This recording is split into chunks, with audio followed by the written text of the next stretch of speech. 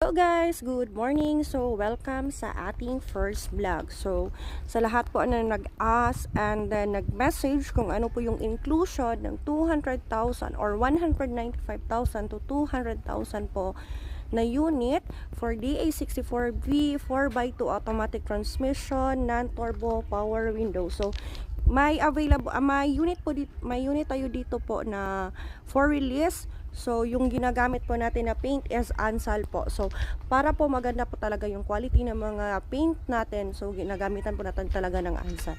So this is, we will check the inclusion and specs po ng 200,000 pesos na unit. So dito sa front, so makikita mo yung lahat po ng window natin is naka-tint po talaga yan siya.